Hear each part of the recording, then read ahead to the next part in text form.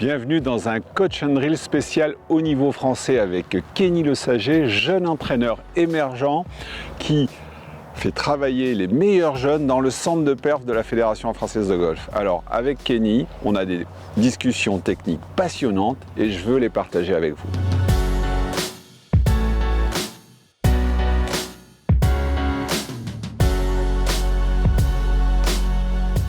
Salut Kenny, merci de nous recevoir. Bonjour Patrice, merci de m'avoir. Alors tu es sacrément bien équipé pour faire bosser ces jeunes talents. Ouais. Voilà, une T-line magnifique, le centre de perf là-bas, la zone de petits jeux et les meilleurs joueurs français dans les petites catégories d'âge. Effectivement, entre 14 et 17 ans. Tu m'as parlé d'un truc et je me retrouve vachement dans ce que tu disais. Pour toi, il y a des incontournables. Quelque part qu'on sort du simple fait de taper dans la balle. Ouais. L'idée c'est que ça reste un sport où on le sait, enfin tu le sais, je le sais, les autres entraîneurs le savent certainement aussi. Il faut savoir tourner.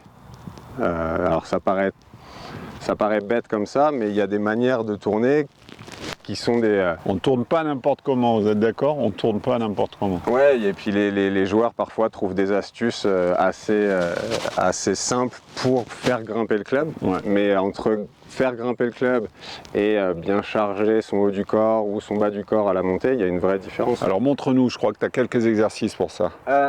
Le premier que j'utilise la plupart du temps, quoi qu'il arrive en fait. Et moi je reste convaincu que... on peut avoir un effet sur le swing sans forcément avoir un club dans les mains. Ouais. Avec beaucoup de discussions que j'ai avec des biomécaniciens qui sont bien plus smart que moi, ça me renforce dans cette idée-là. Ouais. Il y en a notamment un exercice où vous mettez juste un élastique sur vos omoplates. Okay. Vous mettez en position comme si vous alliez jouer un fer 5, un fer 6. Vous poussez l'élastique vers le bas, donc il faut un élastique avec un peu de résistance. Ouais.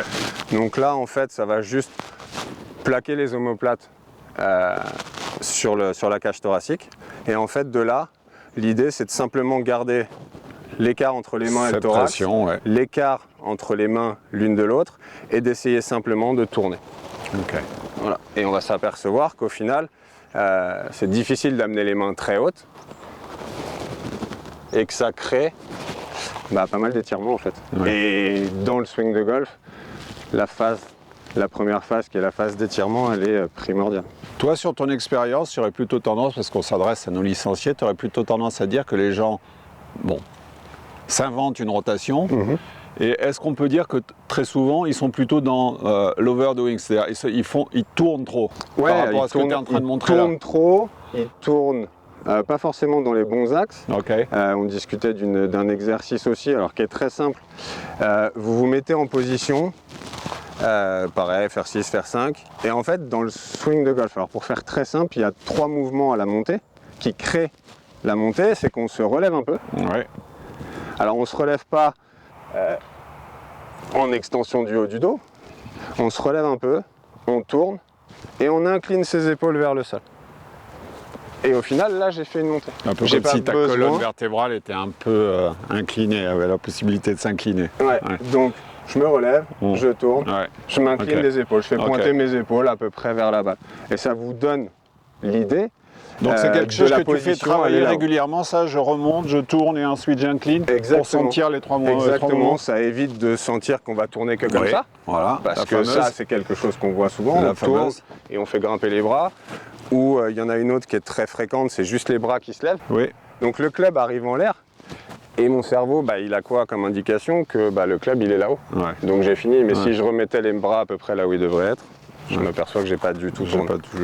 Donc pour moi c'est fondamental de savoir bien tourner. Donc tu le préconises cet exercice, club croisé sur la poitrine, enfin de plein de manières pour alors celui-là, l'exercice des trois mouvements, il peut se faire avec un club sur la poitrine parce que ça permet juste. Donc je rappelle, je vais pas juste debout, je vais juste un petit peu avant la verticale. Je tourne ce que je peux tourner et après j'incline le club. Donc ça permet d'avoir mon club qui me guide et qui me dit si je suis vers la balle. Exactement, ouais. Qui pointe à peu près vers la balle. On n'est pas on n'est pas forcément hyper précis au centimètre près, mais quelque chose qui va ressembler à ça. Ouais. Et celui-là et l'élastique, pour moi, c'est vraiment deux exercices qui sont à faire voilà, quasiment tous les jours. Ça prend 3 minutes et c'est une certitude, ça vous aide dans le... Ça peut être une forme d'échauffement aussi.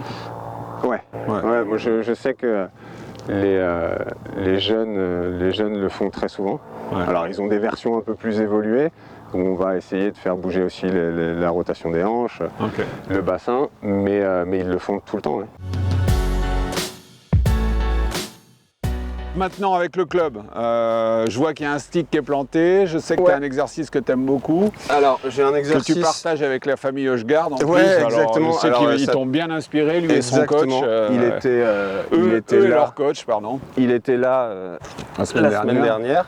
Et du coup, il faisait cet exercice où en fait, il mettait la baguette au niveau de son sacrum. Alors le sacrum, c'est l'os entre les fesses. Et en fait, le but, c'est simplement de sentir. Lui, il a tendance à se déplacer un tout petit peu ici et là.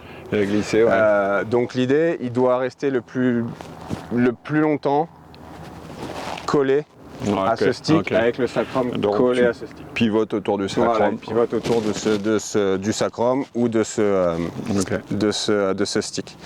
Ça peut être fait avec un Swiss ball.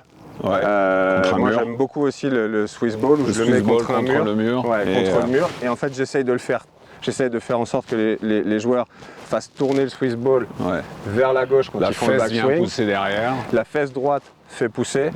Et au retour, la fesse gauche fait tourner dans l'autre sens. Donc là, alors c'est difficile d'avoir un Swiss ball sur le practice, à moins d'avoir un entraîneur qui le fait tout le temps. Ou à moins d'avoir un superbe box avec un mur derrière le tapis. Donc le stick, c'est on trouve un bout d'herbe et on le place sur le sacrum. Et le but, c'est d'essayer de... Voilà, la fesse droite peut passer devant, mais au retour, la fesse gauche doit se trouver. Donc pas d'early extension, moins de l'idée prise de c'est de rester socket. très connecté. De toute façon, de rester très connecté, ça va vous permettre de jamais vous déplacer vers l'avant, de jamais vous déplacer vers la droite. Donc le sway, le slide. Et ça, Donc pour toi, parce qu'on est vraiment, et on se régale là-dessus, on est vraiment dans un échange sur la rotation qui est un vrai sujet pour tous les gens qui nous regardent. Éducation de la rotation du haut, éducation de la rotation du milieu, les deux qui se mettent en place, ça fait des prises d'élan qui sont vertueuses et derrière ça règle tellement de problèmes. Disons que si on pouvait n'avoir qu'une seule idée, c'est tourner. Quand je faisais des initiations à l'endroit où je bossais avant, j'avais gardé une phrase de Butch Harmon, qu'il a tenue de son frère je crois, qui était je tourne à droite en pliant le bras droit, je tourne à gauche en pliant le bras gauche. C'était le swing de golf en initiation pour les gens qui n'avaient jamais pris un club de golf dans les mains. Ok, mais tu nous en tapes une pour finir, et puis parce qu'il ne faut pas oublier que Kenny ça a été un excellent joueur que j'ai eu en équipe de France. On a failli battre les Irlandais il y a quelques années en finale des championnats d'Europe. Exactement. J'ai passé à ça. Donc je tourne, j'empile. Et tu déroules. Je tourne, je fais tourner la baguette. Et je déroule. Bon, c'était cool. Kenny, merci beaucoup pour ton temps. Merci, une belle discussion. J'espère que vous êtes autant régalés que nous. Et à la prochaine fois dans le Coach and Reels. À bientôt.